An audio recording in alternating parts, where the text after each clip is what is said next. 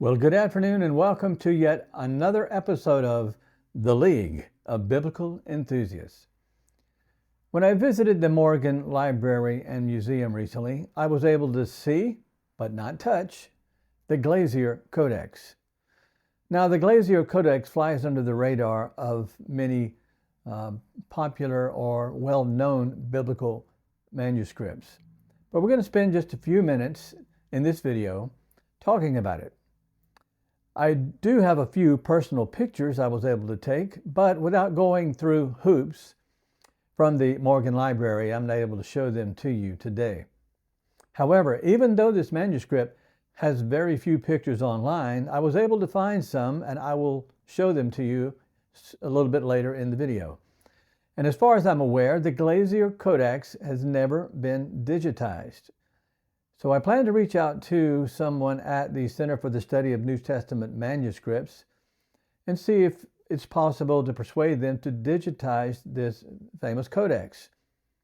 I believe it is an early, important manuscript to capture. So let's talk a little bit about the manuscripts and its features.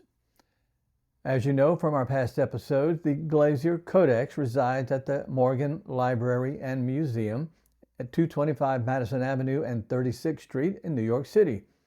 We did report on it briefly in a recent episode, but didn't give it proper attention, and I hope this video helps to fill that void, though there is much more to say about it, and I will include many links to scholarly articles and popular articles about this manuscript for you to refer to for further research. The Glazier Codex contains 109 leaves with one column of 16 lines per page.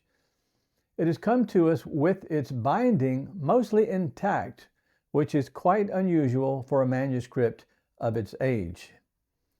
The Codex was purchased from manuscript dealer Hans P. Krause in New York in December 1961, and it became part of the 75-piece manuscript collection of banker William S. Glazier, a serious art collector and a partner in Lehman Brothers investment firm. William Glazier held one of the finest private collections of illuminated manuscripts in the world, and he loved the Morgan Library.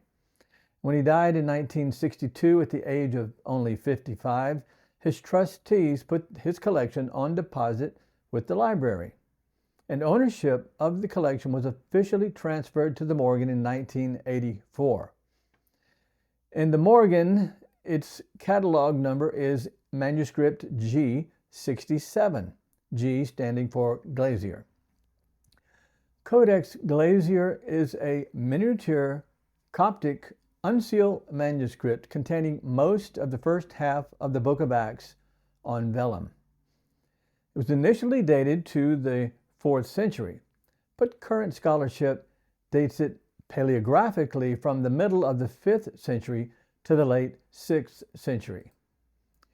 Now in 1996, a John Lawrence Sharp, who's a consultant and appraiser of rare books and manuscripts, was able to convince William M. Velkel, then curator and head of the Department of Medieval and Renaissance Manuscripts at the Morgan Library, to accept radiocarbon testing of a piece from the leather binding of the Codex. And this piece was sent to the Federal Institute of Technology in Zurich, Switzerland. The results returned with a calibrated age of 8420 to 598. And if we assume the binding was original, and scholars believe it is, then this gives us an equivalent range of dating as its writing style and its paleography was given. So these two match quite well. The manuscript is important for at least 4 reasons. Number one, it is our oldest Coptic text of the Book of Acts. Secondly, it is one of 11 biblical manuscripts that has survived with its binding mostly intact. Hence, it's an important witness to early bookbinding techniques, and it is to date the earliest evidence of tooling on a leather bookbinding. Thirdly, its place of origin is not exactly known, but it was certainly made somewhere in Egypt. Hence, it attests to the circulation of Christian literature at this early period. And fourthly, the text of the Codex is representative of the Western type text, very close to the Codex Bezae. Currently, it's the main manuscript that supports the text of the Codex Bezae in Acts. Now, if this sounds like Greek to you, it's not, it's Coptic. Small joke there. However, we will talk later, and resources will also be available talking about Western text, critical text, Textus Receptus, and we have raised some of these issues before. So keep tuned to the channel as we will begin to unravel what these terms and phrases mean and how they relate to the New Testament. But anyway, I have provided those links for further study in the description box. Now, let's turn to viewing some of the images of this manuscript, and then we'll be done. The first two manuscripts the first two images that we will show are of modern replicas of the Codex. First, as it looks bound, and second, unbound. You can see the wooden boards, the reddish-brown tooled goatskin backstrip, and wrapping strips with bone pegs attached. The rest of the images that we'll show are of the original Codex.